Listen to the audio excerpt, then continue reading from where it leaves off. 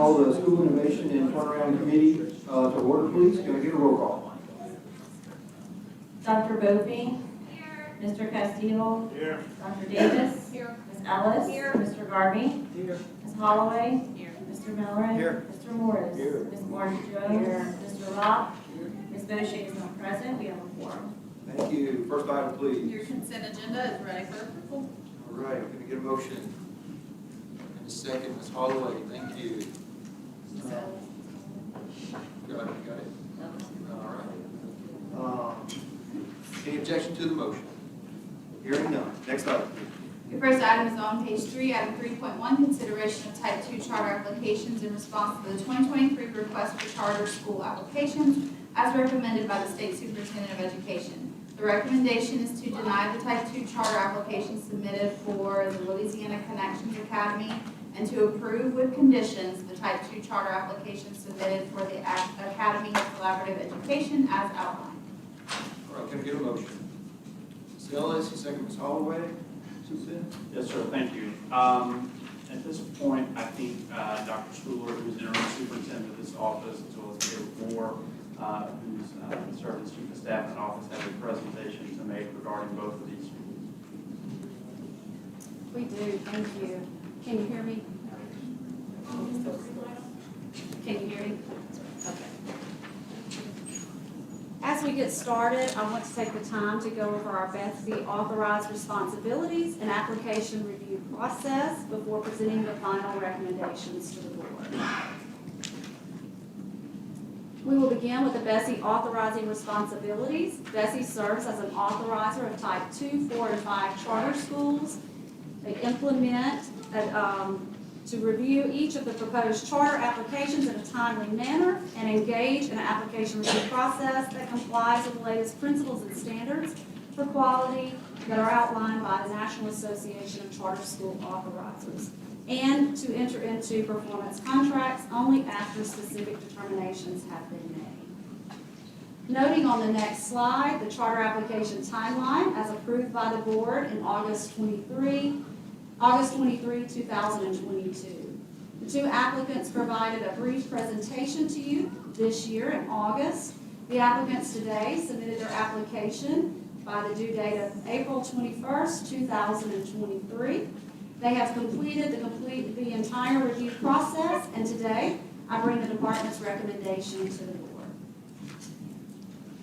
In reviewing the charter application evaluation process, after the applicant submits a full application, an internal group of content experts within various divisions of the LDE review and assess the overall quality of the applicant's application. They focus on areas that relate to their content expertise, and our team checks for completeness of the application. Policy outlines that BESI must engage with an independent third-party evaluator to conduct an evaluation of proposed charter applications. Upon completion of the third-party evaluation, team's review of the submitted charter application, an initial memo with feedback is provided to the applicant.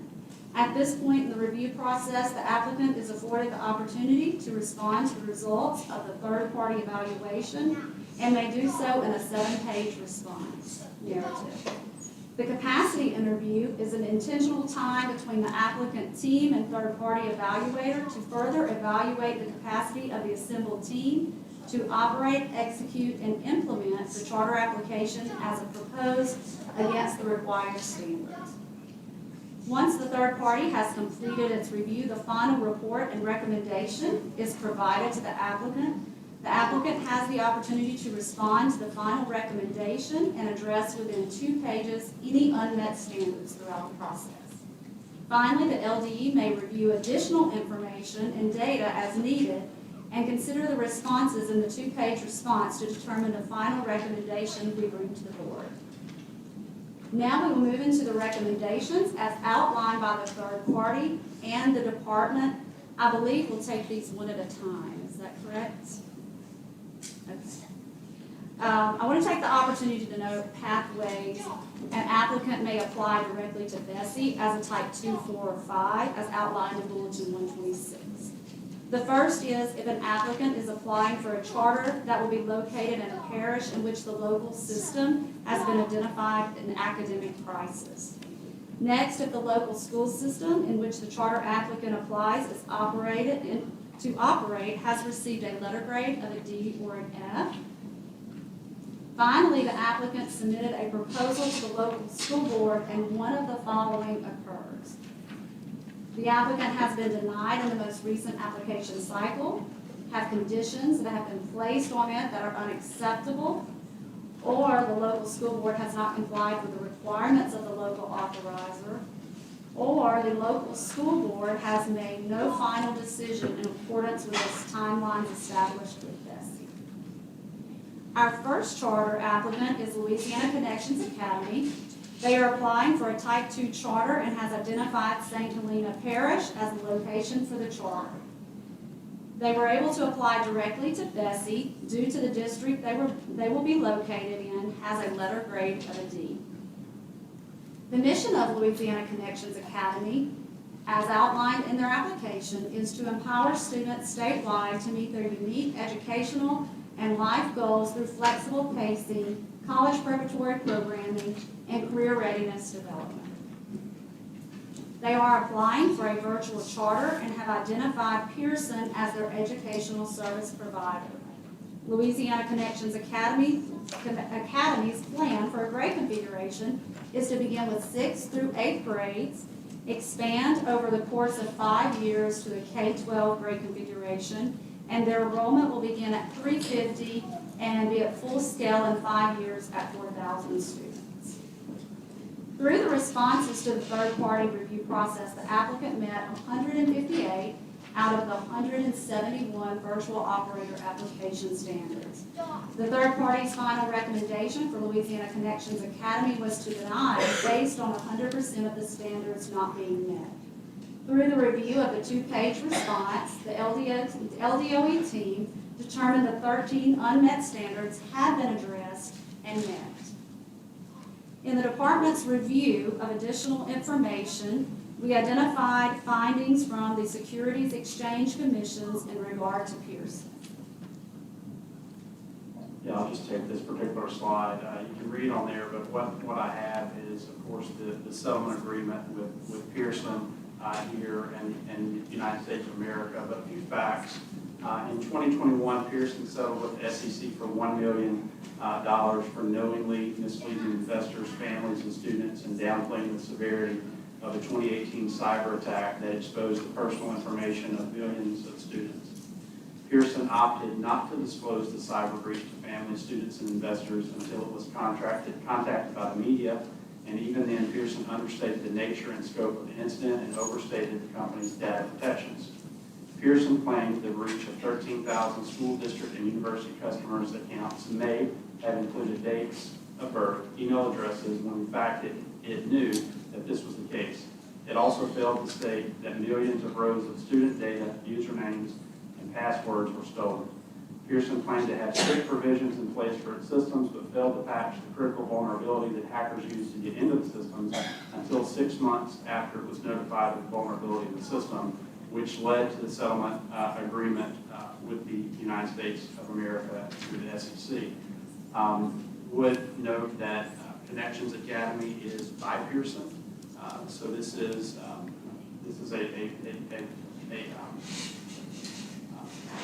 Pearson company, and we have concerns about student data, privacy, but also ethics and transparency around their particular disclosures of this situation. And so we did have the third party review recommend that this particular charter should be denied. When we were looking at this particular charter, beyond that, and looking at additional information, this particular information came to us, and of course we find it very concerning. And so that also informed our recommendation as an agency to recommend denial. As Dr. Brumley said, based on Pearson's material misstatements and omissions to students, families, investors, the SEC, LDOE's recommendation is to deny the Type 2 charter application submitted by Louisiana Connections Academy.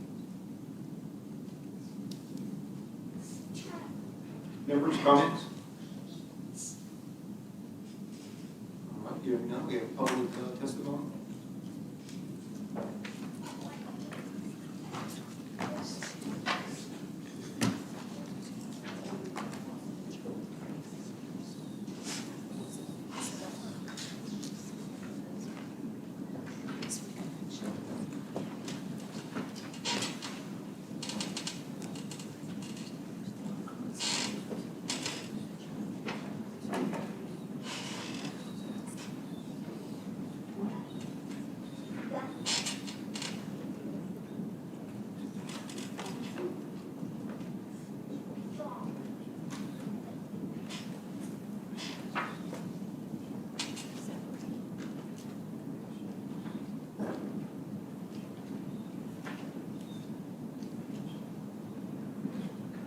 Okay, what do we got now? If you could, I think the protocol Mr. Castile set up was if we could get the first four to come to the table, we'd appreciate it. And the next four names are called, if you could sit in the row behind them and be on deck, we appreciate it. And given the number of comments we have, I'd like to hold it to 2 minutes if we could. If we run across some exceptional issue, we can expand that. But let's go with 2 minutes for right now. So if you would, please proceed down to the table. Dana Henry, Glenda Jones, Jovan Thomas, and Mark Thomas. And then on deck, we've got Paul Dauphin, Simon McCarthy, Christy Johnson, and Simon St. Pierre.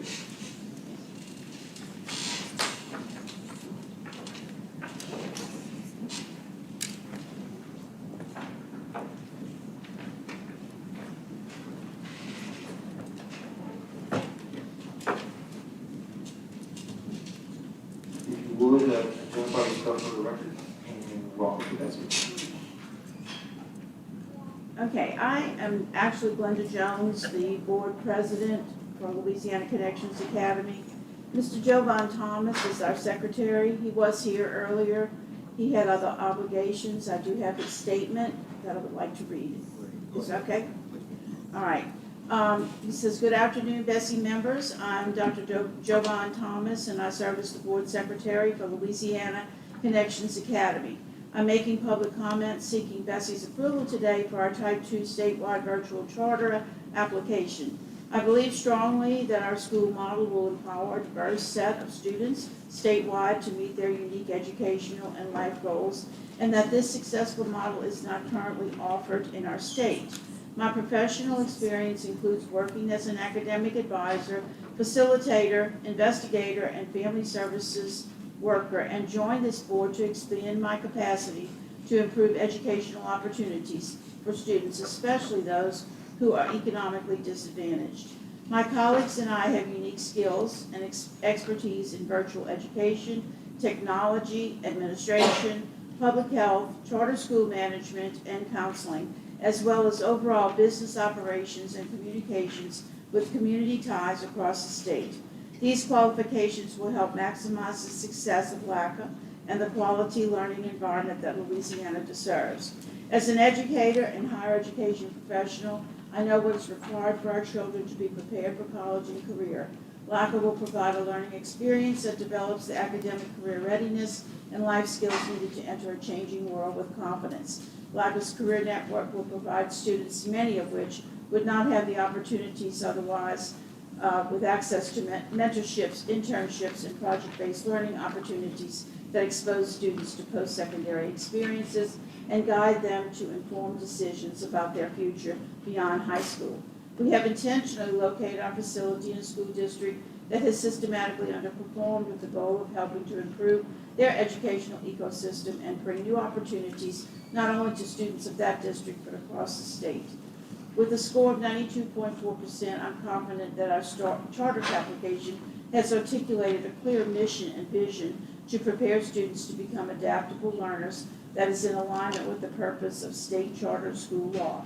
Our ESP is also well vetted and has demonstrated and proven model. We are confident in our partnership and believe our application, which if it were to receive a grade would have received an A, will provide an excellent choice for Louisiana students seeking a high-quality virtual education. I ask that you look beyond the evaluator's recommendation and based on precedents, consider approving our application to open for the 24-25 school year. Thank you. You want to go or you want me to go? Mr. Chair, Dana Henry, my card was listed as a comment for no, but if we could put my comment towards the end of the no comments, I wanted to close for all of the others on our team. Is that possible? Sure. Okay. Okay, I'll go, this is my statement. As Glenda Please Jones. identify yourself, let's make sure we get that right. Do what?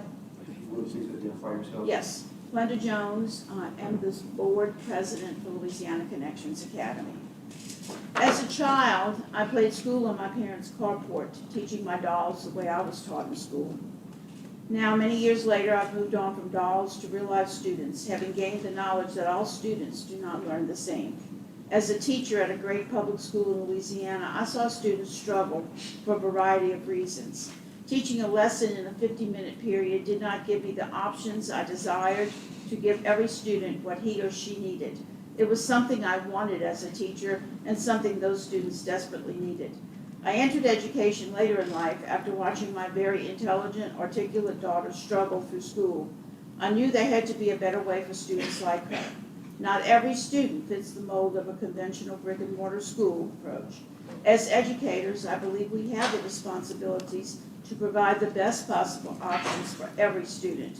My life as an educator was forever changed when Connections Academy was brought to Louisiana by the original LACA in 2011. I was excited every day I went to work, and my love for teaching grew with every success story, and there were many. I want to bring that platform back to the students of our state. My desires have led me to be part of a board with like desires who want students and families in Louisiana to have choices to meet their various needs. The Connections Academy school model can offer that to our students. I served as the school leader at the original LACA, so I know how strong and successful this model is for many students.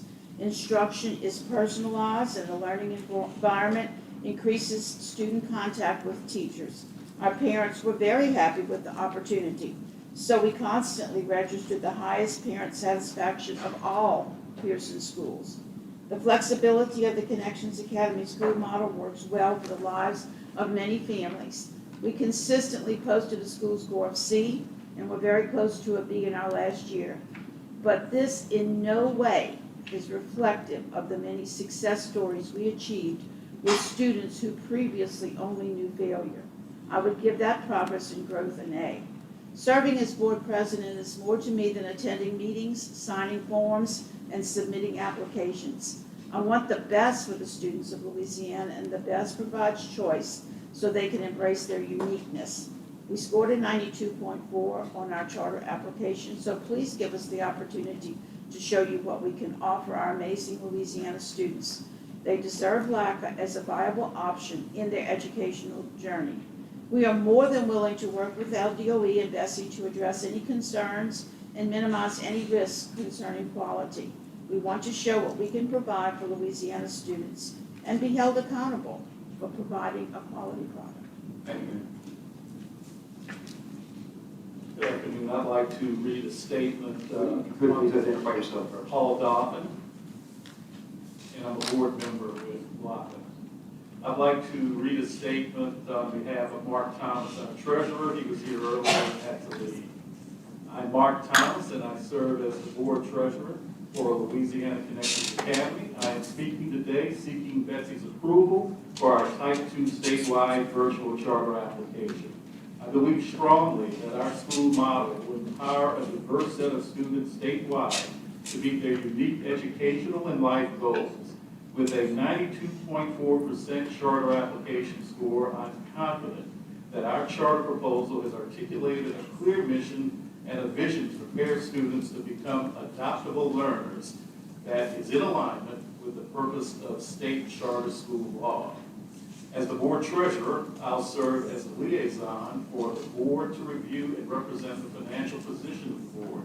I'll be responsible for the overall financial management of the school. Several of our board members, including myself, exceed the necessary experience and financial expertise to fulfill the fiscal oversight duties.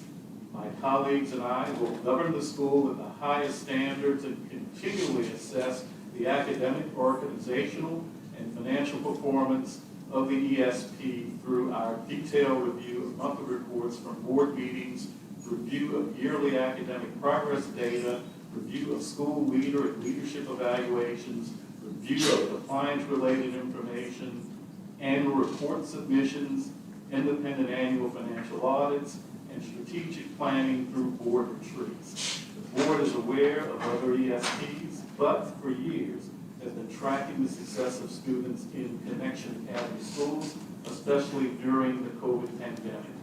Board members agreed that Pearson-supported Connections Academy model is the only one the board could fully endorse.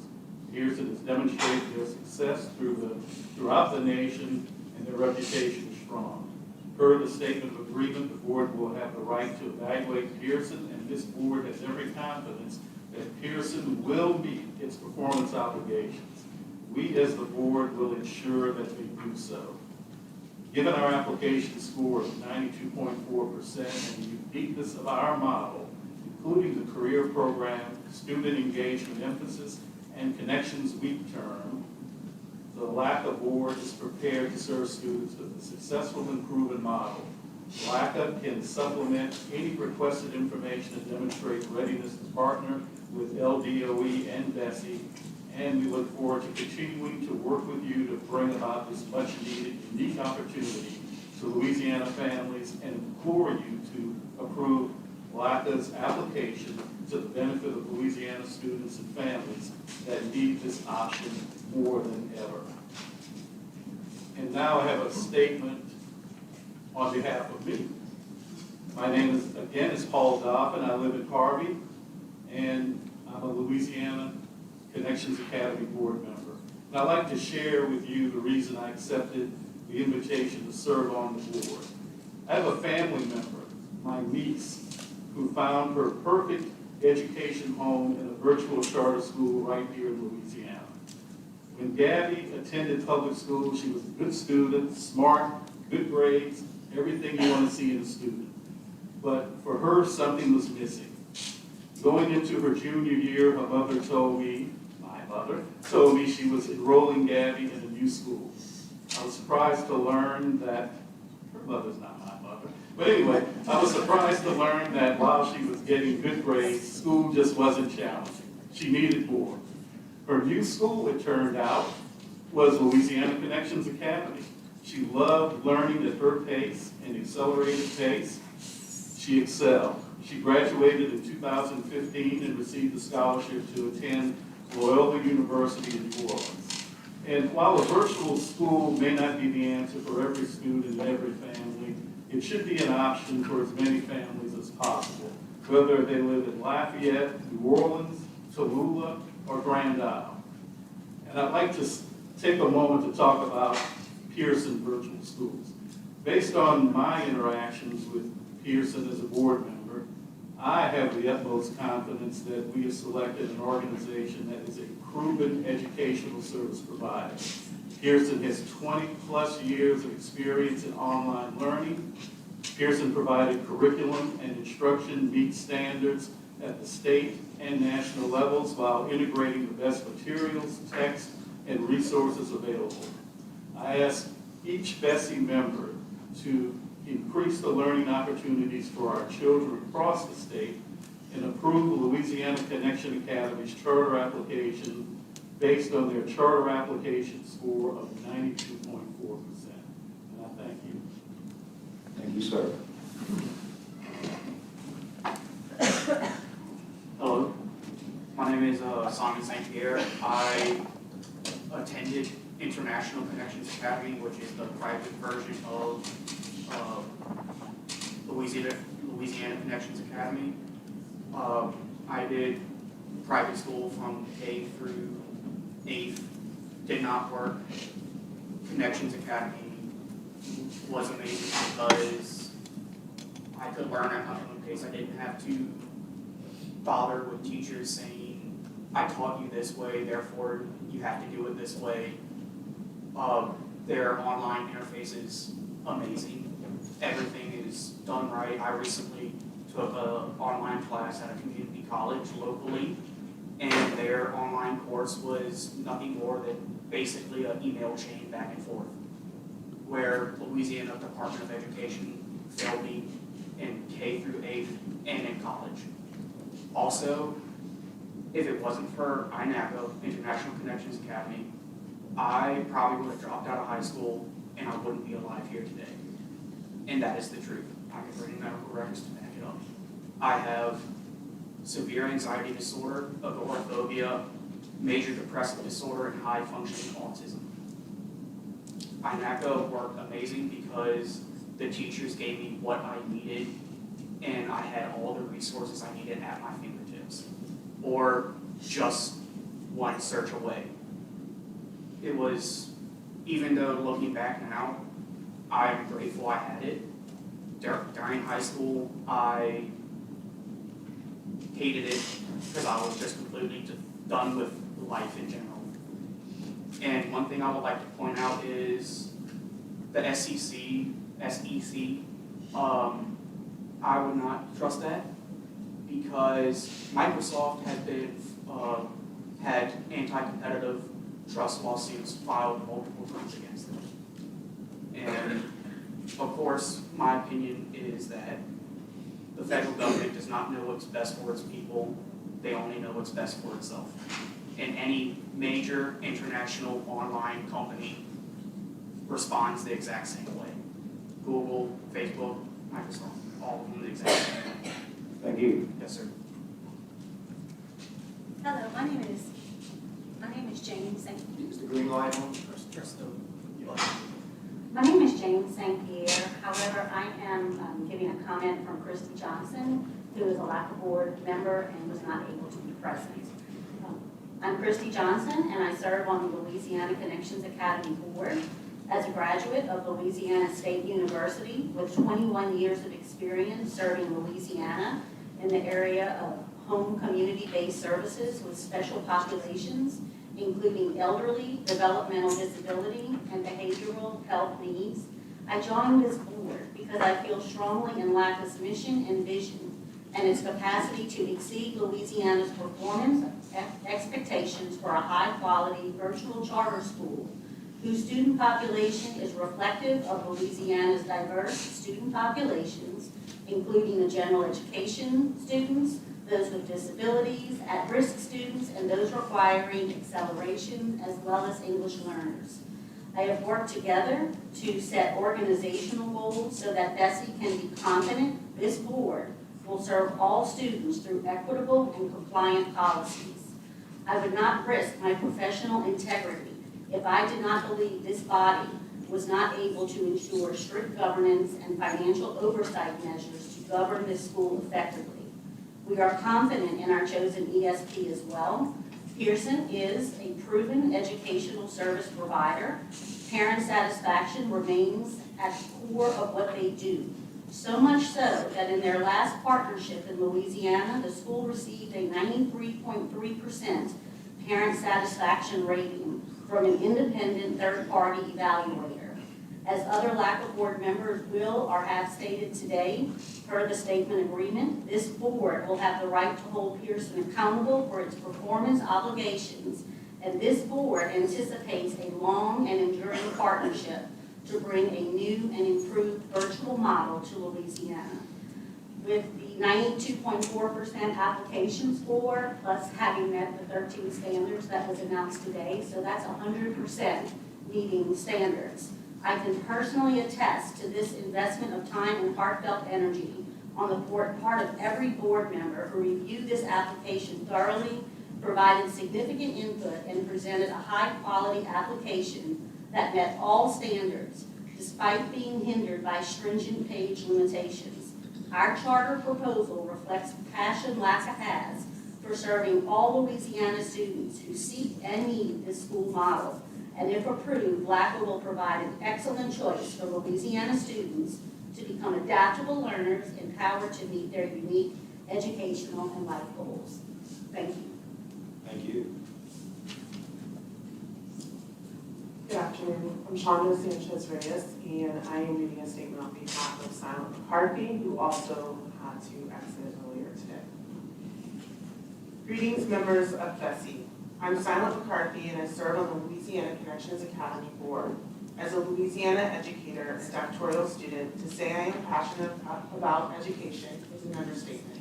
I know firsthand the challenges we face closing achievement gaps in schools that have systematically underperformed, and would not be here today making public comment seeking Bessie's approval if I did not believe unequivocally that our school model will help improve our educational ecosystem and bring new opportunities to students across Louisiana. Based on our score of 92.4 plus the 13 met, 100%, I'm confident that our charter application has fulfilled the purposes of a state charter school and is worthy of your consideration to approve our charter application. It has met the required BESI standards despite the stringent page limitations, and this board will hold Pearson accountable and anticipates a long-lasting relationship that provides Louisiana students with an innovative and high-quality virtual schooling option for many years to come. I believe every member of this authorizing body cares deeply about educating all our students, and for that reason, I humbly request your approval for our Type 2 statewide charter virtual application and look forward to continuing to work with you to bring about this much-needed, unique opportunity to Louisiana families. Thank you. I've got two cards left. Mary Ann, Craig, Jola, did I get that right? See that? She had to leave. And then Mr. Henry, you wanted to be last? Yes, sir.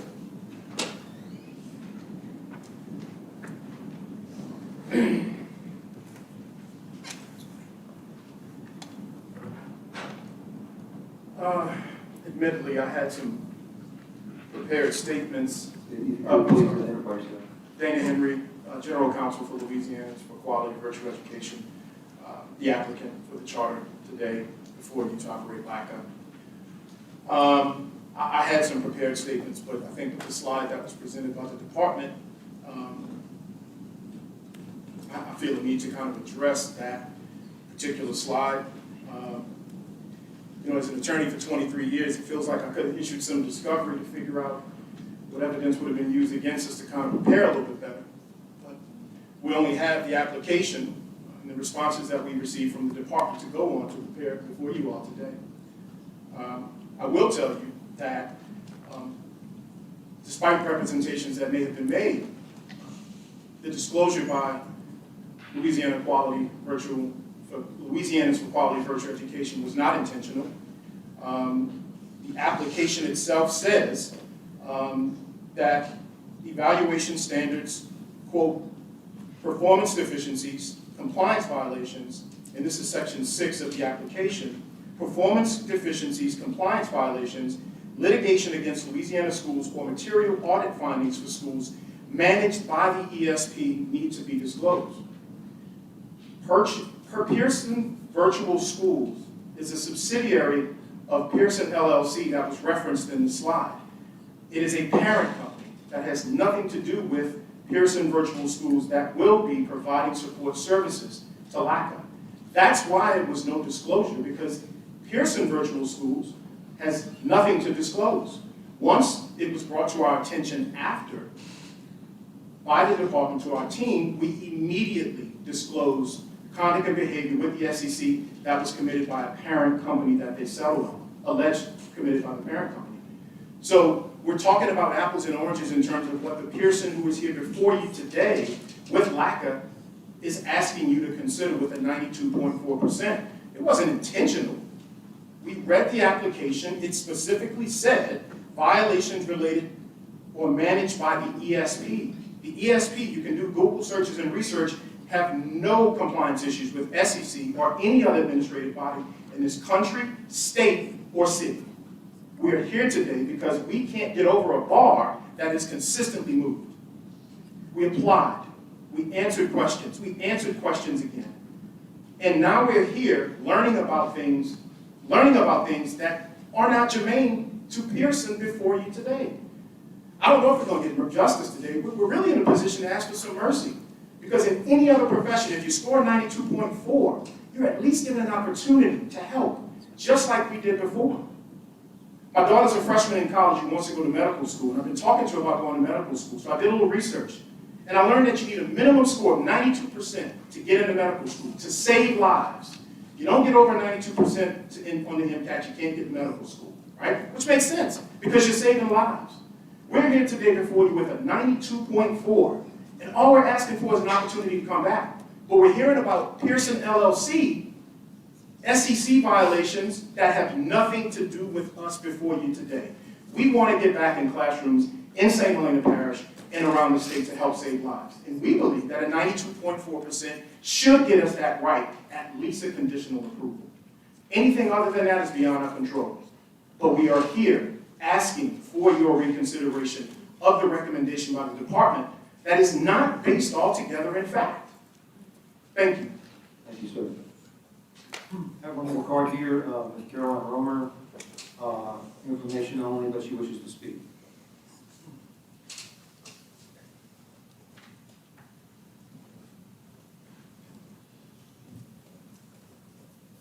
Good evening. Good evening. I'm Caroline Romer. I'm the Executive Director of the Louisiana Association of Public Charter Schools. You hear from me every time this year about this process. And historically, so we have set up a charter application process attempting to determine on paper who is ready for this responsibility and privilege to serve students in Louisiana. That process is not perfect, but the intent is, again, that we have set up certain standards with a third-party evaluator to review those standards in that application, and in an objective way, with some expertise, determine again, are you ready to do this work? As an association, we never come to the table to support or defend an applicant. What we come to the table to talk about is that process. And you always hear me say the same thing.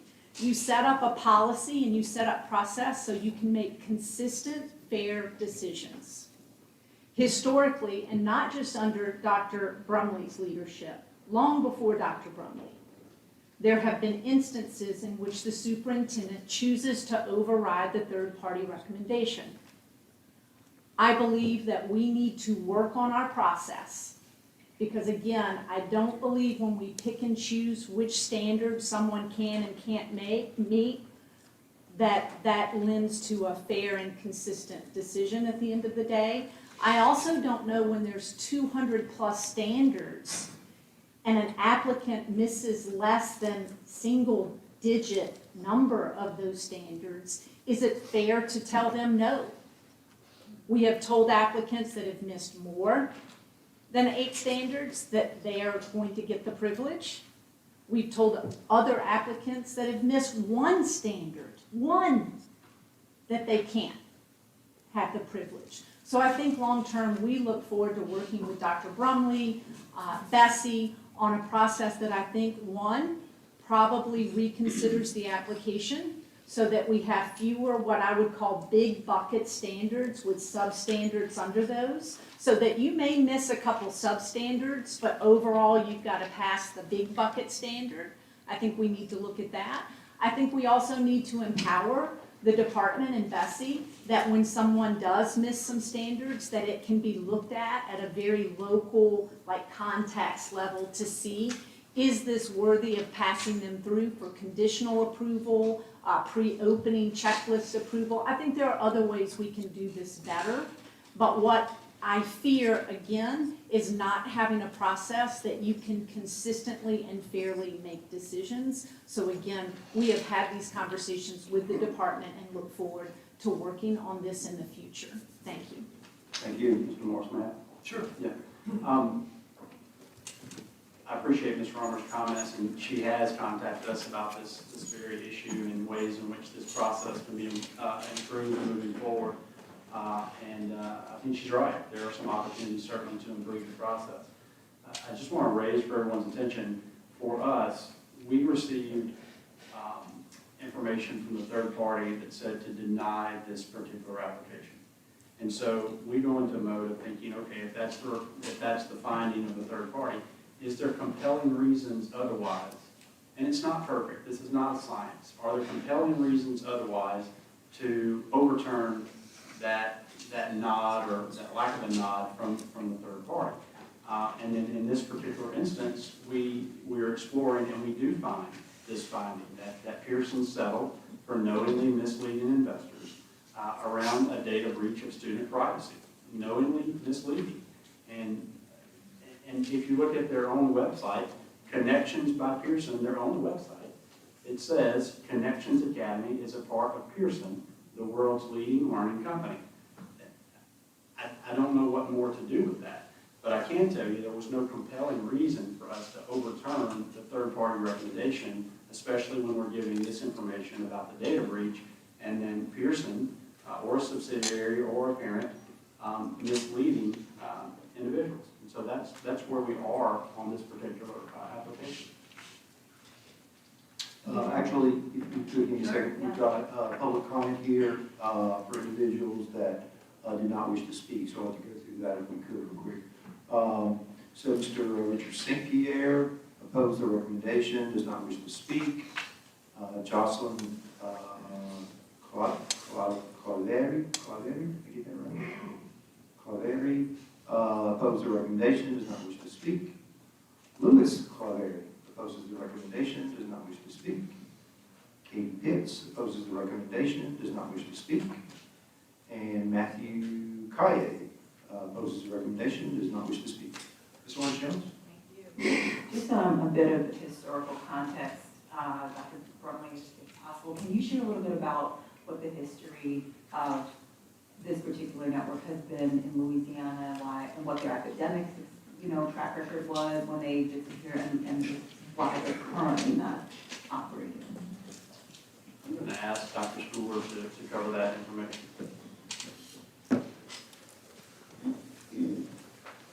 So in 2011, my notes here. Connections opened in 2011-12 as Louisiana Connections. UVA was University View Academy, separated from Connections in 10/11/2016. They were a letter grade of a C at that time.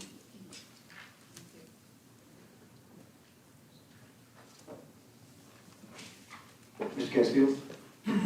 Just a point of clarification, with a score of 92.4, absent the information regarding the SEC disclosure or non-disclosure, would this applicant have been approved? And then the follow-up question is there some number that ends up being the cut score? Make it 90, you're automatically in, or it's 100%? Yeah, I mean, I don't know how to answer that in a vacuum because this other information is available to us. I just know that with the absence of them scoring at the 100 percentile, there's a recommendation from the third party to deny. We begin to look, is there anything compelling that would prompt us to overturn that and not find that? In fact, we found this particular information about its findings.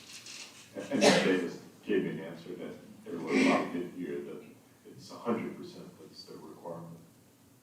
And again, readily admit, this is not a science. I mean, Ms. Romer outlined that very well. This is not a science, and there are many factors that go into these decisions. Ms. Orange-Jones? A follow-up to Mr. Castillo's line questions, which I thought were very thoughtful and important. So I understand it's hard to disaggregate this information, but just the raw score, can you share just a pattern for us of, on average, what percentage of networks get rejected that are at 94%? Like, there has to be some way to objectively understand what the pattern is of networks that apply, operators that apply that are at 94%, at 94 out of 100. Do they typically get rejected? What's the threshold? Like, what is the pattern on it? Because that would actually help this board, I think, situate this context. Certainly myself. I don't have They have to receive the 100 in order to get the approval. Exactly. And we have charter applicants that come back, or have come back year over year to try and improve that score to be in a position where they get the approval and hopefully get approval from Bethel. There's no way to know in the past how many networks or operators got 94 and above and were originally approved? I don't know that. Any off the top of our head? Is there a tracker? Would this be setting new precedent?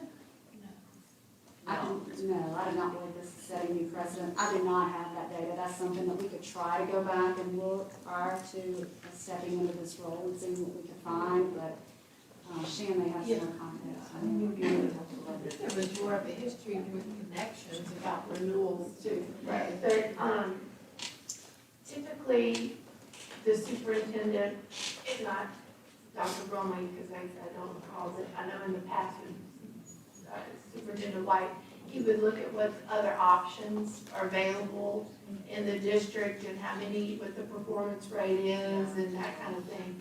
But it was very unusual for him to change his recommendation. It did happen, and there were occasions where the board sought to grant approval without the superintendent's recommendation, which is not. And so what, have you all done that research on the Yeah, district? we have done that with previous applications too.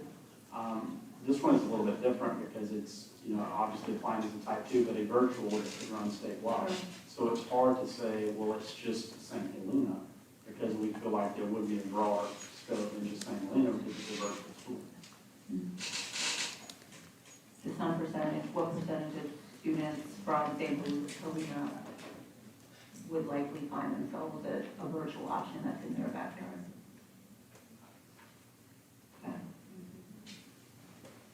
Other members?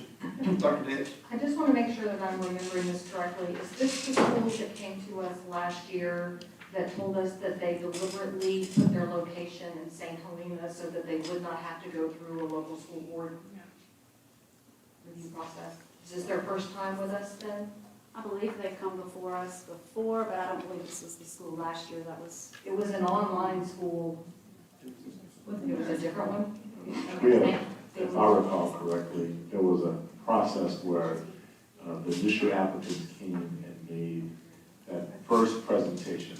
And it was not after the complete review of the process. But if I'm not mistaken, this is not the same school? That was not us. We've never been. I can tell you it was. Dr. Davis, I believe Mr. Castillo is right. It was someone that came to the first presentation and then didn't go all the way through the process. But I do recall some applicants saying we picked St. Helena because of their rating, we could come directly here. I don't recall what that was. So can I ask this group why you picked St. Helena? Yes. The reason is Yeah, because. if you could you come up to the table, please?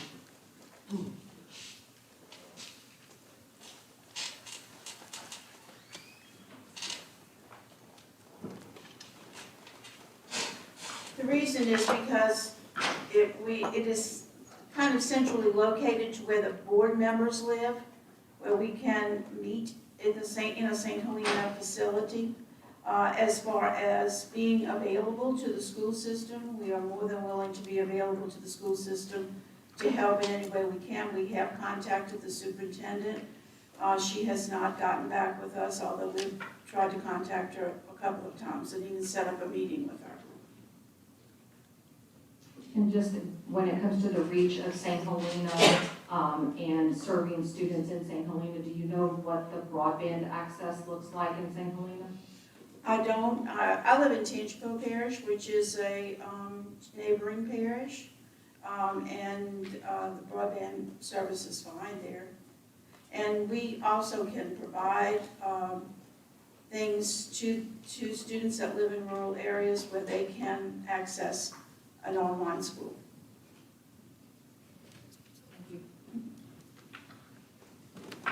Other comments, members? Ms. Orgeron? Sorry, just again, the pattern recognition, I think, helpful for all of us. So was there, I feel like there was an operator that was for adjudicated use, 30, they missed 30 standards, they were approved. Can you explain a little bit more about that? Yeah, that was the one where we had the juvenile judges coming and asking for that particular model because they did not have any model for placement of adjudicated youth. And that, certainly that application had missed a high number of standards. And so this board actually made the decision that they would have to have a conditional approval, have to satisfy all of those. But I believe this board, listening to the juvenile judges, said we need to do this because this is important. There's a void, the judges are asking us to fill it, and so this board made the decision to approve that charter. Okay, one more follow-up. So what Mr. Henry shared about the distinction around Pearson as the parent company and all of that, is that new information to the department? Are you hearing that for the first time? Does that have any bearing on the initial analysis that led to you not having compelling evidence? No, I mean, for us, I mean, they chose Pearson. Pearson is going to be their provider, and I have no reason to believe that it's not all the same connected company. Thank you.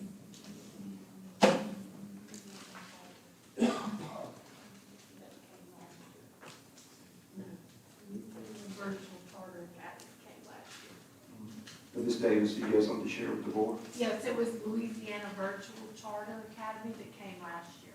It's a different group. Yes, sir. Okay, all right. Members, any other comments? All right, we have a motion on the floor. Guess we need a roll call vote to vote on the motion on the floor.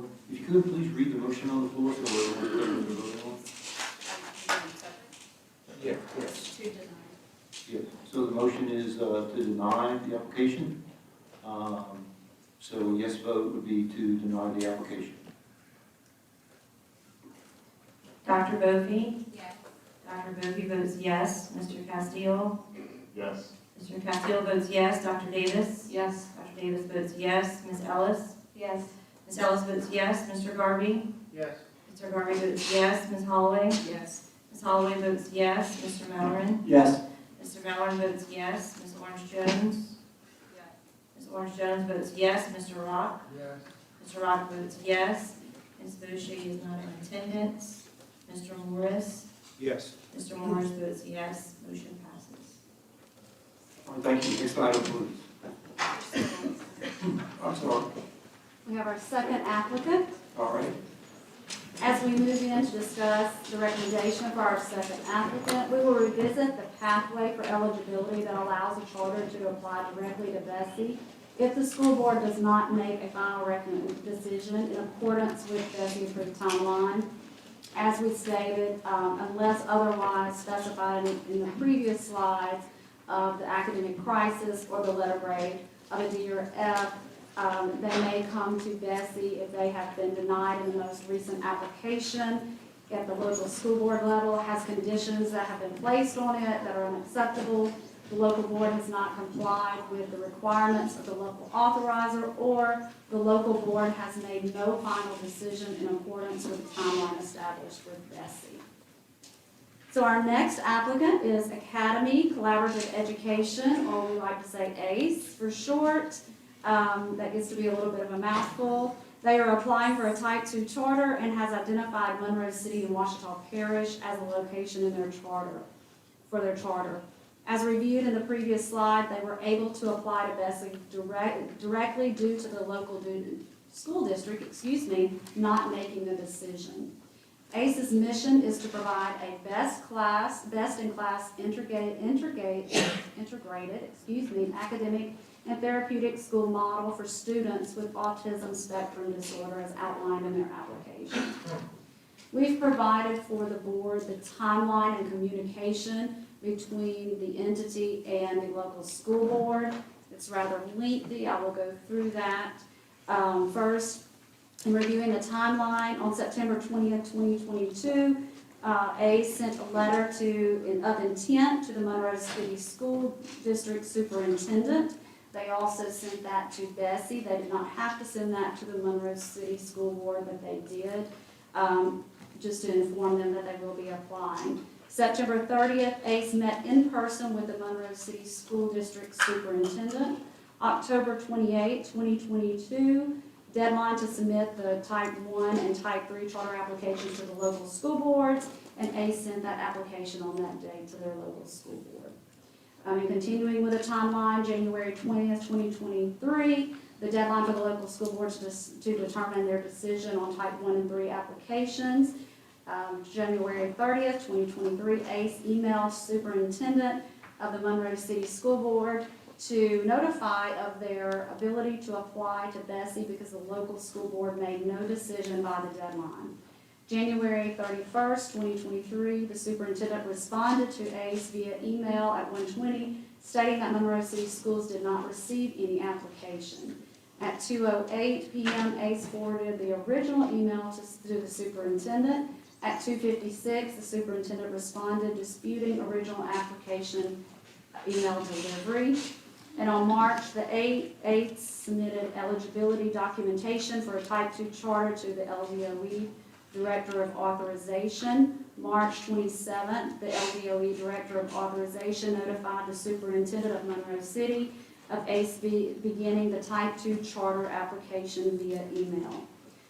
April the 12th, Superintendent responded to the LDOE Director of Authorization via email and spoke over the phone. And on April 20th, ACE submitted a type 2 charter application to the LDOE Director of Authorization before the deadline. April 21st, the LDOE Director of Authorization confirmed receipt of the application. So that is their timeline. To give you a little bit more information about ACE, the Academy of Collaborative Education, they identified in their application, their plan for grade configuration would be K through 5th grade at full scale in the first year with a full scale enrollment of 96 students. Through the response to the third-party review process, the applicant met 138 out of the 146 new operator standards. The third-party final recommendation for Louisiana Connections Academy was denied based on 100% of the standards not being met. After the review of their 2-page response by the LDE, 6 standards were met, and 6 standards were met, and 2 standards remained outstanding. However, the department reviewed these and were confident that these would easily be met during the reopening process. One of the standards unmet would be the metrics to evaluate their school leader, and the other is a recruitment plan for new board members. To give you a little bit more information as outlined in ACE's application, they are addressing a regional need. ACE will serve a unique student population within the city of Monroe and the surrounding parishes. The school is dedicated to providing access to a rich academic environment specifically designed to support the unique learning needs of students with autism spectrum disorder. ACE will provide a quality educational option in North Louisiana for students with ASD who need access to school integrated applied behavioral analysis, therapy, support, and access to Tier 1 curricula with individualized academic support. The LDE will work closely with ACE and New Schools for Louisiana to address outstanding standards during this pre-opening process, those 2 standards that previously were mentioned.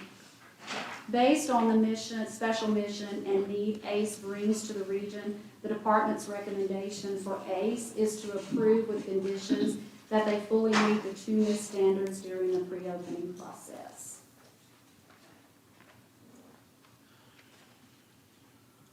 Thank you. Members, comments? Ms. Holloway? Thank you. Page 21, in regards to the Monroe City School District Superintendent responding, is Mr. Vitrine in attendance? I did not see him earlier. No, ma'am, he is not. So he isn't here to verify any information that we may discuss. So the question is, can you elaborate on his response? What was the his disputing response in regards to not receiving an email? Do you know anything? He stated that he did not receive the email. He had received previous emails of the letter of intent that was emailed to him, so we know that he had received previous emails. But he said he did not receive this one specific.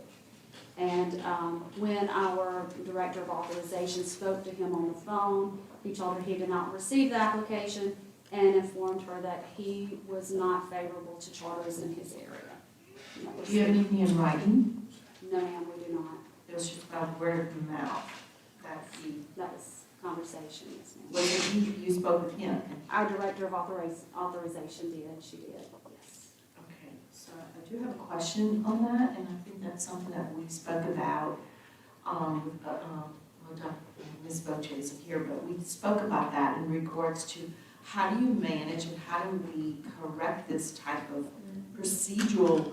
To me, it's like an error, whether it's the department, whether it's how do we manage having the in writing, whether it's indicated to the department that this particular charter is not approved, or they didn't meet the deadline.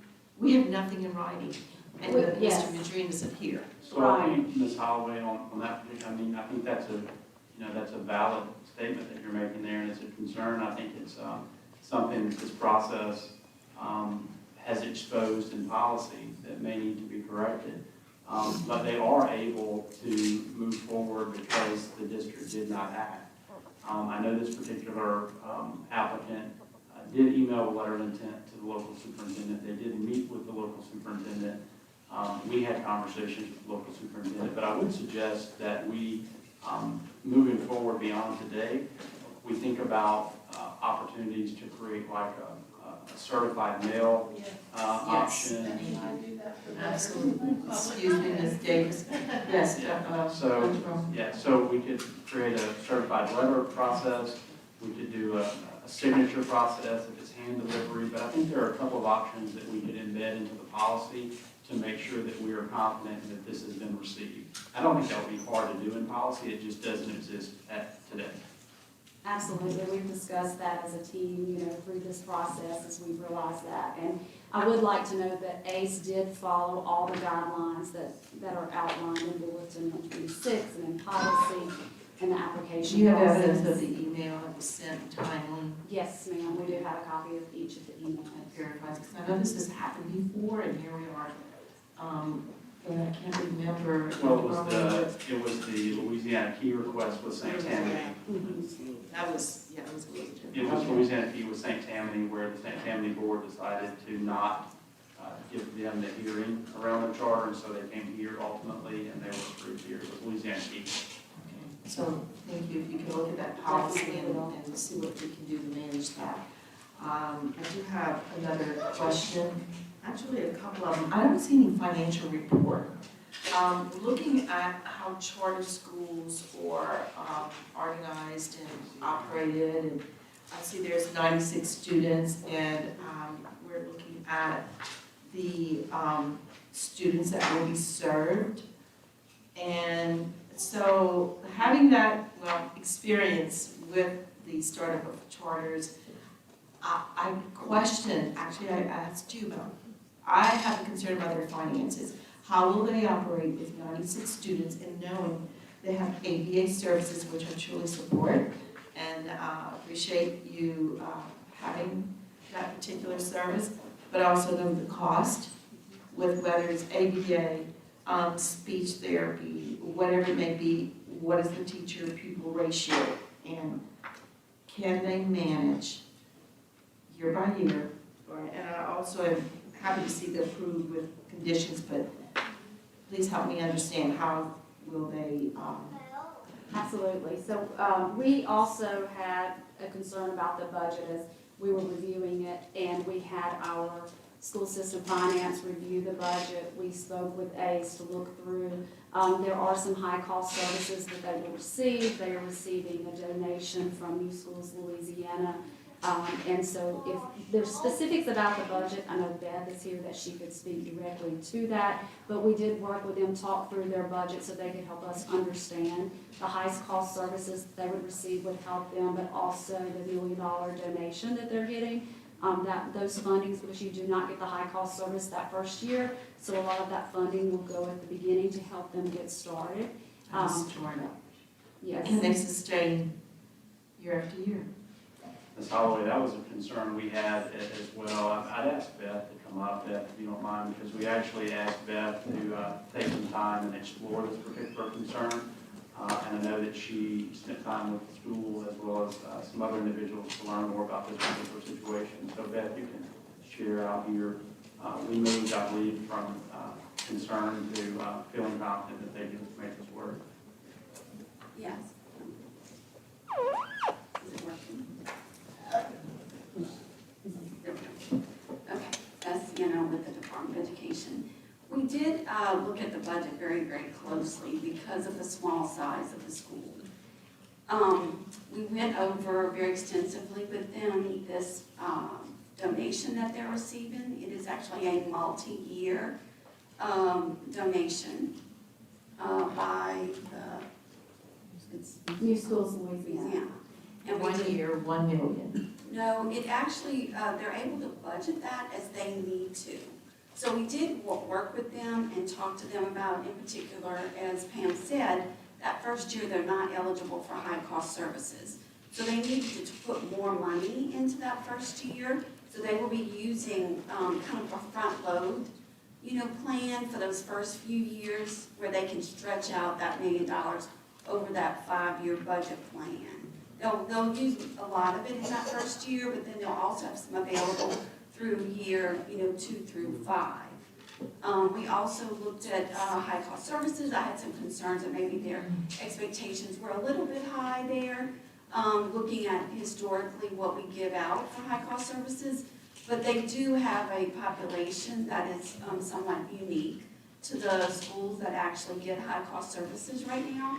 So I do believe they will draw a good bit of that allocation. It doesn't mean that, there's no more money available in high-cost services. They'll just draw a bigger piece of that to their schools to affiliate with their students.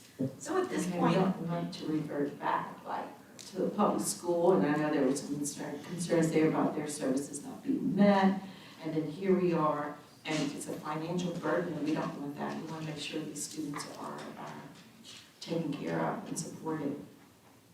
We have a good rapport with them on their budget, so we were comfortable after those discussions. Okay, all right, thank you. One more question? Thank you, Beth. Appreciate it. Tier 1 curriculum, can you tell me what curriculum is being utilized? ACE is here. I would actually, if it's okay, ask them to come to the I'm table. interested to hear. So they can definitely give you more detail on that.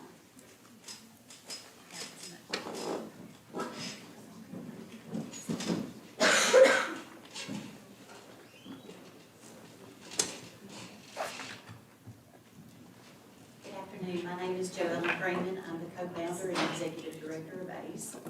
And you had a question about our Tier 1 curriculum. We will be using in ELA, we'll be using CKLA. We will also be using, That's Jump okay. Math, I just went blank. I'm sorry. Jump Math, and those are all Tier 1 LDOE approved Tier 1 curricula. I can read the whole entire list to you if you need me to, but those were to me the And two for all big ones. students. Yes ma'am, across grade levels, and in both programs. Feel certain. Yes ma'am, absolutely. Those children can learn, and they're not provided that curricula currently in our area. They only work on a supplemental curricula in self-contained classrooms, and they don't get CKLA in their classroom currently in our parish. So we want to be able to write their IEPs so that they are able to have that Tier 1 curriculum with supplemental support, but to break it down to where they are able to, to their abilities. And so we will write those IEPs so they are having that curriculum on a daily basis. Not just teachers? not just the, we don't have head injuries. No, she's a certified. Special ed? Oh, yes certified? ma'am, yes ma'am, yes ma'am. And so they don't have access to the curricula. It is being taught in their classroom. Yes, ma'am. ABA? Yes, Certified? ma'am. It will be, yes, ma'am, we will have ABA certified BCBAs, 2 BCBAs in our building at all times. And those services are integrated into their classrooms and in real time, and also with the certified teacher. And I want to visit somehow. Please do. I think you will find it to be, we modeled closely after a couple of schools that we visited and researched thoroughly over the past 2.5 years, and it's quite beautiful. It's quite beautiful. Very good. Other members? No other comments? I had a question. This is a very engaged student group, and just really think most members are really excited about the opportunity here. But given the uniqueness of the group, can you speak to accountability? How does that work? Accountability of our academics. Yeah. We will work closely with LDOE to set up an alternative framework for ACE, specifically for our population. We will have students in an academic track or program that are at near or at grade level that will take the LEAP test. So we will have that assessment, but we will always have alternate assessments for them also for that academic process. In our essential program, where those students are more impacted by their disabilities, they do have the opportunity to take LEAP Connect. But there are times when those students who are nonverbal, who aren't capable or have the abilities at that time to take the LEAP Connect. So we will set up with LDOE an alternative framework to be able to measure their academic growth. Thank you. I have one more question. Yes, Ms. Holloway. If you don't mind, it's report to the support services. I don't know where the line is. Let's just say above Alexandria, because I'm very well aware of the number of clinics that serve autistic children or on the spectrum here. I mean, there are several within the Baton Rouge, Oklahoma, even Lake Charles area. How many clinics or schools are there in the state above? Do you, are Like you aware of ABA any, clinics? like clinics? Are there any? We have children that do go to, that have opted out of public school to go to ABA clinics, and they are receiving some schooling in their ABA clinics. And we have over a dozen ABA clinics just in the West Monroe area. Okay, so we have about a dozen. The only other school that we are aware of in the state, of course, is in Baton Rouge, and it's a Type 1 charter, which is the Emerge. So, and we visited with them first.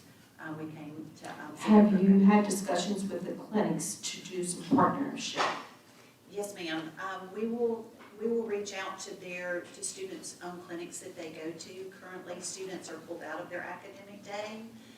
In the middle of the day, I'm sure you will hear from parents that they are pulled out of their academic day so that they can go to those ABA services.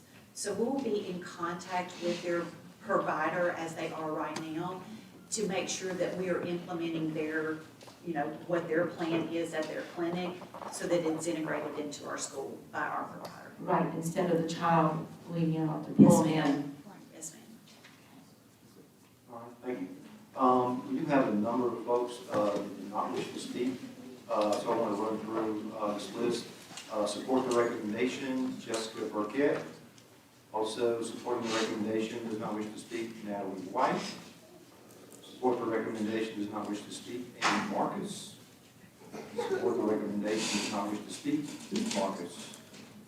Support the recommendation, does not wish to speak, Thomas Lindsay.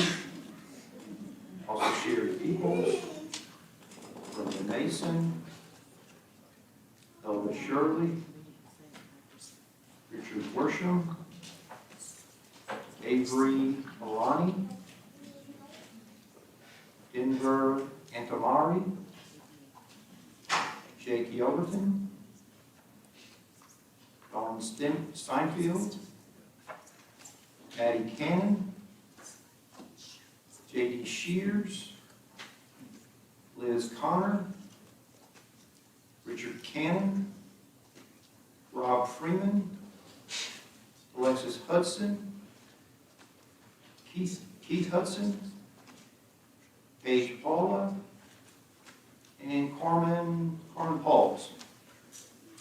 We have a number of folks that did wish to speak, but I think there's a general support from the board. So just by wave of hand or give me some indication, is anyone opposed to the item on the floor? I don't see any opposition. So if it's okay with those that did submit a card, I don't see any opposition from the board.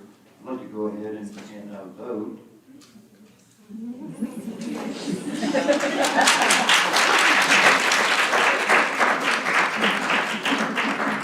Okay, so just to be clear, could we understand what the motion on the floor is? Okay. I'm going to make it official here, so let's read your names into the record. I've got Misty Hickman, Krista Fowles, Julia Marie Gathings Fields, Kathleen and Caroline Melvin, Rachel Lindsay, Trice Peoples, Friday Ellis, Megan Lincoln, Nicole Yelverton, Hope Antamaria, Ray Bacafer, Madison Bacafer, Kelsey Abear, Graceland Cannon, Beth Evans Perkins, Mallory Shirley, Chelsea Haycock, and Kara Majori.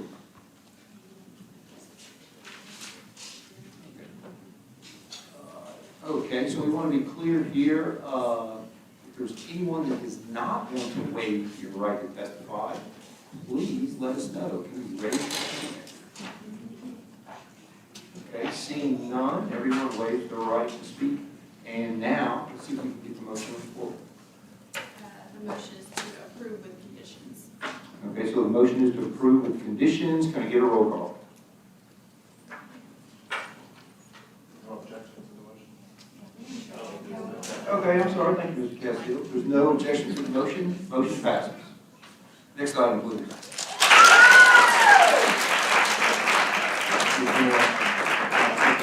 Before the next item, I just want to let you guys know I've used the word compelling reason before. You are the compelling reason. And so the kids are looking for you to do great work. I'm looking for you to do great work, and I'm going to come see the school. And so I just wish you the best. I also want to recognize Mr. Friday Ellis here, who sat here all day. He was from Monroe and expressed to me his desire to see this school in action as well, and so I wanted to recognize Mr. Ellis. So, guys, you got to get this right, and we're rooting for you, and we're going to come see you in action.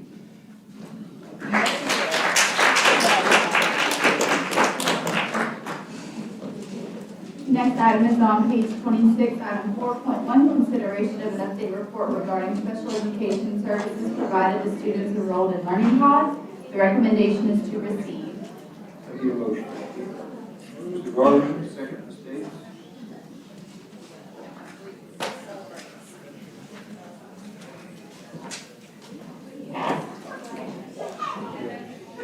Okay, Mr. Morris has asked us to, as an agency, to think about a few times a year coming to the board and presenting some of the innovative or new approaches in education that we're researching. Please skip the pod. Oh, So, sorry. no, I just have, or are we not, are we moving past the pod? No, we're not. Sorry, I'm covering the wrong item. My Oh, fault. okay, all right. No, I love the pod. We can skip it. It's been a long day. Motion, second that. So, Dr. Bromley has no comment, so, members, do you have any comment on this item? I do. I just want to say that I appreciate the department bringing the timeline around the IEP monitoring. I would like to say that the Ederville Charter Academy did remove the language around students with IEPs from their pod policy, so I do appreciate that. But I would like to note, just for folks, that I am concerned, and you're going to think I'm crazy, but the Supreme Court heard a case today or this week around whether or not and means or whether and means and. And I would like to point out in the policy law, or in the policy around pods, this is on page 30 of our book, section B, it says the student shall be assigned to a learning pod only if the assignment is requested by his parent or authorized by his parent upon the recommendation of school officials.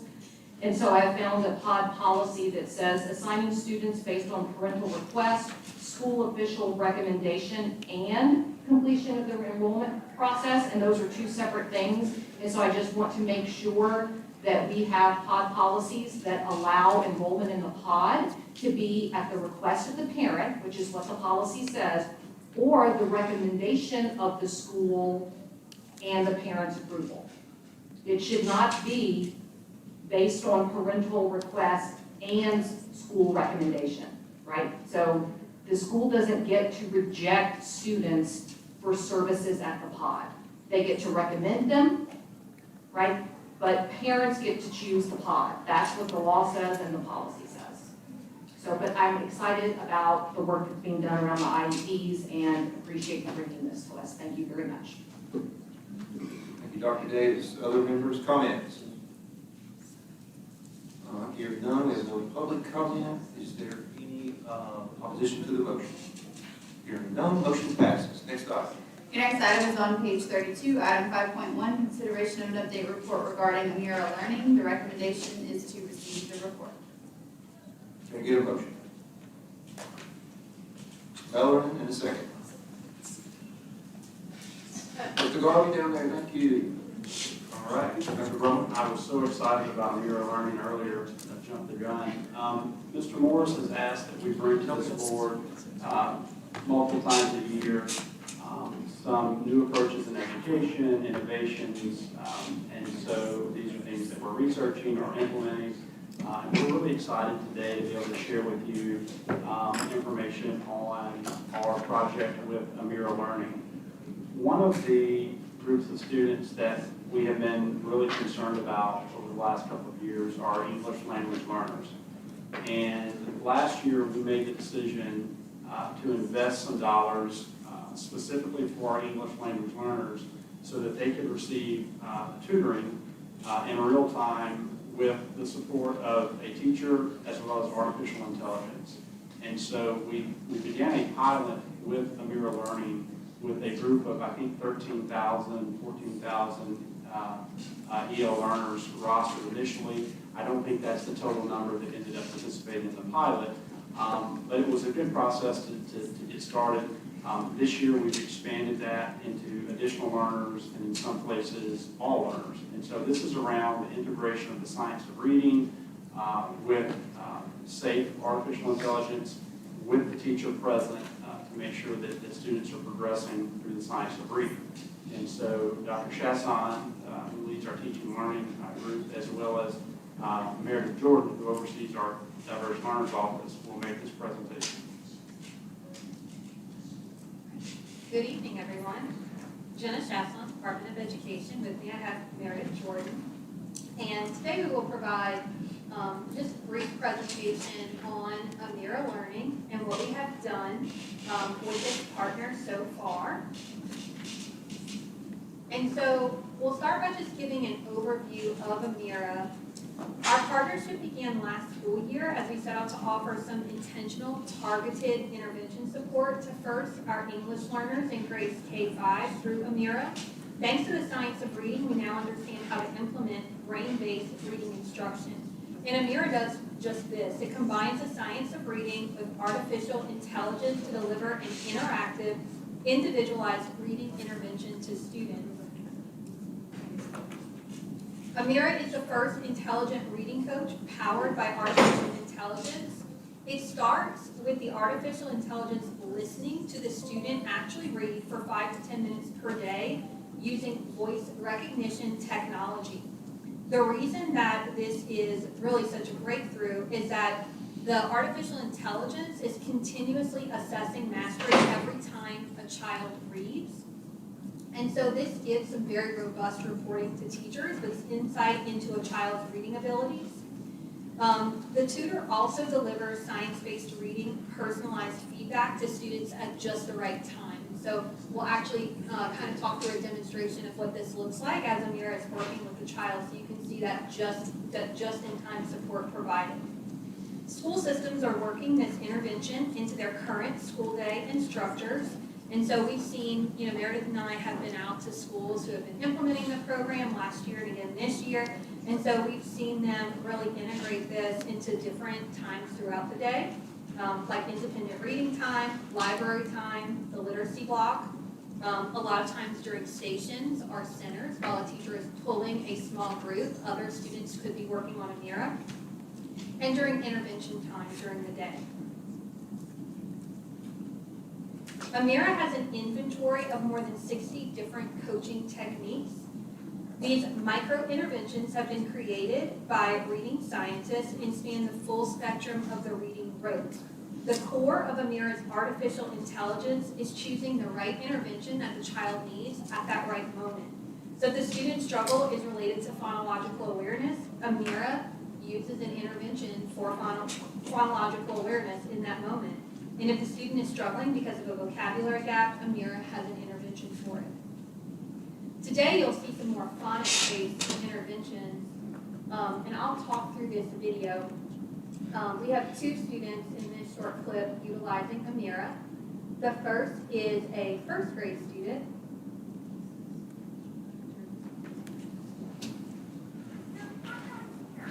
And so this is Amira. So Amira is actually the tutor. She is this lady that you see here on the slide. So she welcomes the student into the program, and then she invites the student to read a passage to her that is on their developmental level, based on however the child scored in the diagnostic when she begin the program. And so this is a first grader, and the first grader is reading to Amira. You see the little microphone at the bottom, so the artificial intelligence is listening to the first grader read, and the little line is going under the word to guide their reading. And so as it pauses, that is when the child is struggling to pronounce the word or to say the word. And so Amira does give a wait time for the child, waiting for them to figure out the word, to sound the word out. But when too much time lapses, then Amira jumps in and provides what the child may need, which in this case is telling the child to watch how you would sound out the word wind and make the letter sounds with your mouth. And then Amira prompts the child to actually say the word wind and listens to make sure that the child is saying the word wind correctly, just like a teacher would do in real life. The child then struggles on the next word, which is might. And so Amira provides a micro-intervention right then and there. And might is not necessarily a word that can be sounded out, and so they instruct on might, and then the child continues to read.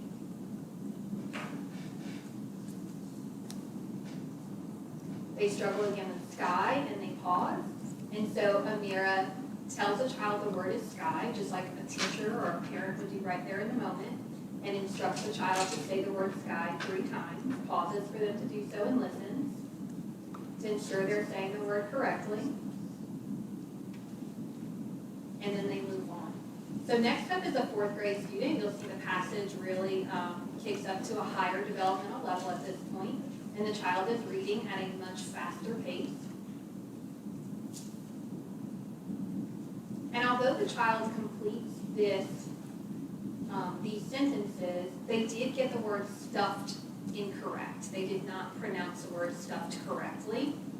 They say a different word instead. And so Amira then instructs them to pay attention to their letter sounds and sound it out. And she tells the child how many sounds are in the word stuffed. And the child sounds out the word stuffed.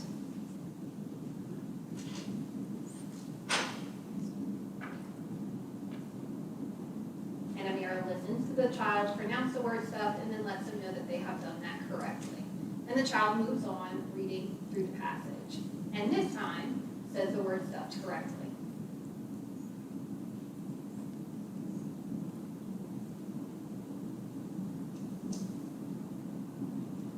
And the last part of the video just shows a little snapshot of how the student also gets progress monitoring, just like the teacher people reports and progress monitor the student and see what interventions were provided to the student. Throughout the reading, the child is also told continuously how they are progressing so that they can also monitor their own progress.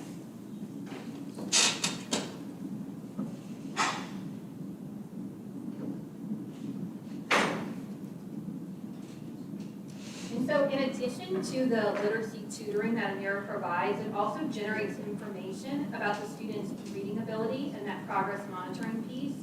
In our school systems who are currently using Amira, we've been supporting educators with analyzing this data and using the data to inform core instruction and intervention. You can see we began our pilot with 16 school systems that you see listed here. We also have additional systems who are utilizing Amira, but utilizing their own funding to do so. The school systems bolded on this slide have requested to participate in the expansion project. And they've extended this opportunity to more K-5 students in their schools. And so last spring, the pilot was really around, as Dr. Brumley pointed out, our English learners and how we might provide an additional intervention to support that population of students. But these school systems have chosen to expand their reach and now have non-ELF students also participating because they've seen the success with their ELF students. And so part of this partnership requires commitments from the Amira team, our system and school leaders and the educators who are involved. We have an Amira representative who's in our pilot schools regularly supporting implementation, providing professional development, which we know is so important for any program success, educator coaching, and data analysis. System and school leaders have developed implementation plans, and they have committed to an expectation that students access Amira's literacy intervention, and the impact time for that is 3 times a week for 15 minutes. So it's really not asking that much time of students to show the impact. This is just a little snapshot of data from last year of Louisiana's fluency growth. And so you can see we had kindergarten through 5th grade, English learners in 16 systems. It was about 14,000 students. And you can see this is on the Amira fluency assessment. You can see the national average of fluency growth and then in comparison with students who use Amira regularly. These are just a few educator testimonials from folks who use the program across our school systems. One thing that we heard most often is that their English learners were growing in their confidence to read and participate in all of their other classes. We know how important it is for our English learners especially to really gain confidence in the spoken word and being able to verbalize their English skills.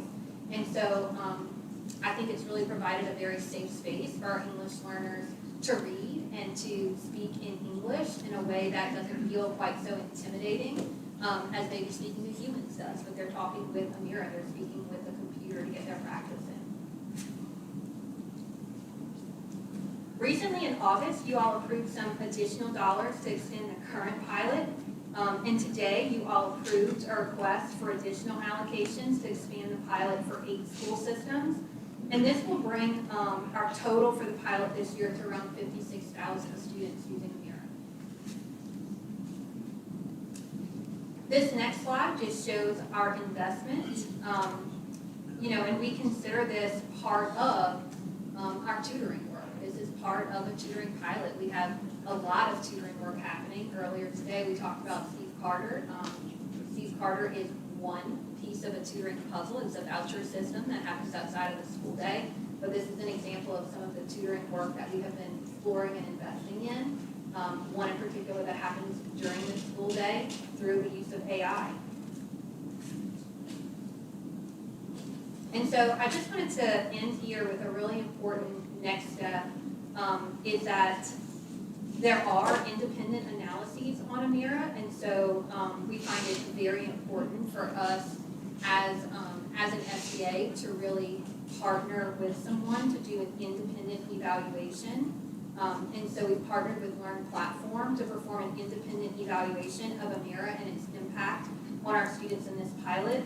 And so this will include a review of students' performance on our literacy screener, on ELPT, and on LEAP, and it will include a subgroup analysis. So we're really excited about some next steps for this independent evaluation of the impact of Amira on the students in the program. So before any questions, I just want to first of all thank Dr. Chasson for doing a great read-over of Amira. The sound in this room doesn't always work for us, so you did a great job. If you don't mind, Dr. Chasson, go to slide 4, which is Amira and the science of reading. This is really good information. I mean, we see a lot of different vendors. This particular vendor, when we learn from them and work with them, it's really impressive that in the very moment as the child is reading, the intelligence is making corrections and teaching the child. And these are some of the areas where the intelligence can see a challenge and can work to, in real time, teach and correct the child in this particular deficit area.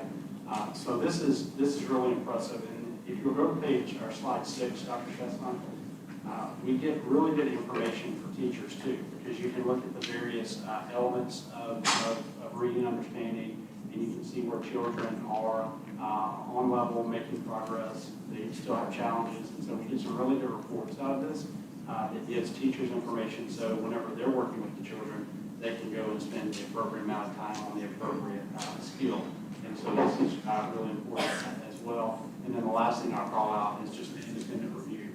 We want to make sure that we get academic return on investments for money that we're investing, and so I think it's going to be important to get an independent analysis of this program and how it's working for our students. But we are pretty excited about it, and we have seen, well, I've been in classrooms and I've seen kids just like really having a good time with it. They enjoy it, they're engaged with it, and so we've been pleased so far with this. Members, Dr. Davis. So this is really exciting, and I'm excited also about the independent evaluation, because I was wondering why on the figure that you showed us, where it compares our Amira users to the national average, I was wondering why the Louisiana growth measure wasn't in there and so I'm glad you're going to do that independent evaluation just on us. But I have 2 questions. When I look at the partner school systems, I only see Community Academies of New Orleans. Is that like a consortium of charter schools, or is that just one charter school? Because New Orleans has so many EL learners. Do we know why they have not been interested in being part of this partnership for this new program? Do we know? Before you go there, I want to also call out on that slide, First Line Schools. They have been like really impressive in New Orleans with this particular program. So that is one of the charters there. We did have to look at systems with at least, what was the number, 100 EL learners, because Amira had to have the volume in order to be able to work. And so we looked first at schools with at least 100 EL learners. I'm not sure why we don't have additional schools, but I would call out First Line in New Orleans has really been a leader in this work. Thank you. I missed that one. I don't know if you saw the other one. So the 100J makes sense. My next question is, and this is the last one, how do we have a program with kind of the same skill sets around kids with IEPs, right? I'm just thinking about deaf children who are trying to learn to read, visually impaired children, Braille. Like, do we have something that we're working on that uses artificial intelligence to try to help those students on that special population learn? I haven't seen anything yet that addresses the needs of deaf students or VR blind students with regard to AI. But with the expansion, certainly we're encouraging those school systems who are going to all students to give your students with disabilities the opportunity to access this high-quality intervention. And we can study those subgroup impacts within our study as well. So yes, we definitely want those individuals, those students accessing intervention as well. Thank you. Mr. Castillo. I'm just curious, on this particular slide here, the asterisk indicates those school systems who are requested to participate in the expansion. Why is it that not all of these schools wanted to participate? I look at the same way through one of my parishes, and I'm surprised that we're not all saying, hey, we want to be a part of this. Any insight?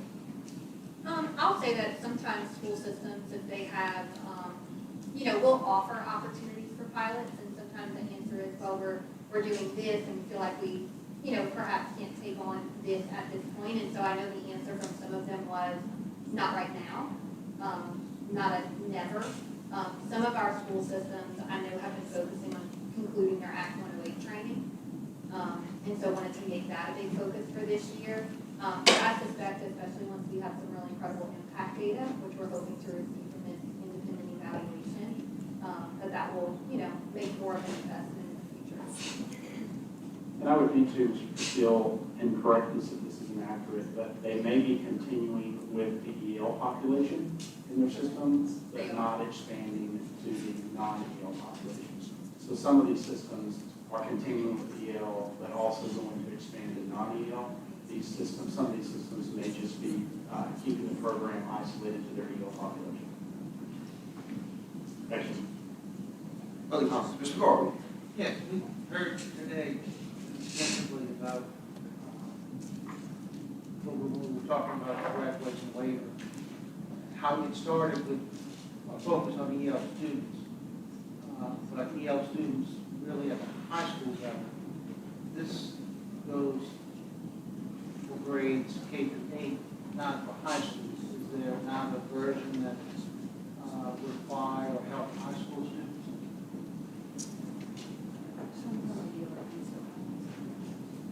We did have some school systems who requested to use it with middle school.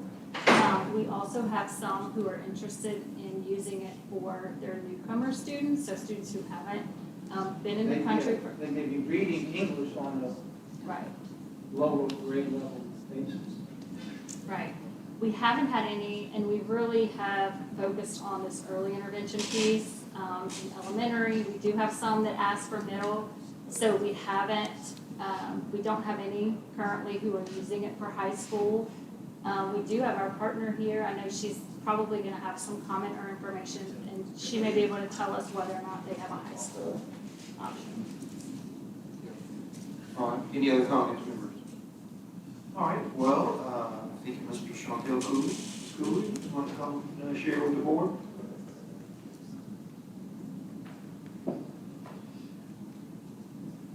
Hello, I'm Chantel Cooley. I'm the Customer Success Manager for Amira Learning, assigned to Louisiana. I have relocated to New Orleans for this project, so I'm considering myself a Louisiana now. I will make a few comments and then I'll try to answer some of the questions that came up. The first thing I wanted to mention is this science of reading progress that we're making. I know you all have been working really hard on getting all your teachers trained in the science of reading. Amira has just received the award for the first ever Science of Reading Cody Award. I don't know if you keep up with Cody's, but we feel proud of the fact that the first time they offered the award, Amira was awarded that. We also have recently, the skills status report that you were showing on slide 4, we've mapped that to Louisiana standards so that teachers know exactly what standard they need to be working on with their students whenever they're pulling them for small group. And you're right, with these high schoolers, sometimes teachers don't have a decoding lesson in a high school classroom. So we provide those lessons tied to that skills status report that teachers can print out to really help the students develop those skills that are at a really elementary level. I wanted to speak for a moment about the process that we used here in Louisiana, and it's been so successful for us because we started at the state level and we invited these districts to be with us to go over. We had Mark Angel, my boss, who is the mastermind behind this, come to speak to all of the superintendents, and that's where we got the buy-in. And so starting at that level really helped us to have a good footing in the state, and when I go to campuses, they are bought in because it's come from their top down. So I've been really impressed with this. It's actually letting us create a model for how to work with states. So I appreciate this partnership very much. Mark wanted me to make sure that you all know that we are appreciative of this opportunity. We do see that we are getting a lot of usage and a lot of growth for the students. We're really excited about the rollout to get this to more kids. Some of the biggest systems that you have are right now working on training more teachers and getting more kids used to working with Amira. So we're going to see a lot more growth this year. We had a lot of great user insights from teachers that really kind of led us to expand. St. Martin came on just the other day and I asked how did they hear about it, and they were at the Teacher Leader Summit. So we spoke at the Teacher Leader Summit about the results we're getting. So a lot of these questions you had about different districts, they're actually using Amira, but they're paying with their own dollars. So Landry's paying with their own dollars. KIPP, NOLA is paying with their own dollars, right? People who didn't get in on the first round are waiting. They're like, when is it going to be open to us? So I know that this will continue to grow as we get more and more results, and we just appreciate the opportunity to partner with you all. Thank you. Members, any questions? I had one. Dr. Bromley said he had witnessed it, and I'm sure staff have witnessed it, but has it work? The student walks into the classroom, he's got a laptop and headphones and. Yeah, the headphones aren't necessarily necessary. Amira's trained to hear the closest voice to the microphone. And so she's picking up whether the student's pronouncing each sound correctly. So she's got a very, very well-trained ear. She's listening for all the sounds in the word. And as soon as she hears an error, she's gonna stop them and So do the provide students have to intervention. be distanced so far apart or something like that? It helps, it does, just so that they can concentrate. We see really, especially with the EL population, that they like to kind of go off by themselves because then there's not the pressure of other people listening to them reading. And I had a teacher today say that her student was working in the corner. I was in the EBR schools this morning. She said that the student was working in the corner and she didn't know what he was doing, but she can go listen to the recording. And he came up to her afterward and he said, "Looks like I'm gonna be able to speak English." So we're seeing that kids are glad for the opportunity to have some practice that's not so judged by humans. Very innovative, Superintendent Brown, thank you. I have one more question that made me think this. So we know that we have lots of kids that experience summer learning loss, and in particular around our EL population as they go home to their neighborhoods and their families where everybody is speaking their native language and not practicing their English. Do we have any plans to try to figure out how to allow children who've been using Amira during the school year to access it over the summer? We had several that did do that this past summer. So their license, Amira worked very well with us to make sure that their license continued through the summer as well. And so there were several school districts who used it for their summer learning program as well. East Baton Rouge in particular was one that did that. Yeah. All right, thank you. Any other comments? All right, hearing none, is there any opposition to the motion? Hearing none, motion passes. Next item, please. That concludes the agenda. All right, thank you. We're adjourned. Have a great evening. Finally. 7 o'clock. Oh.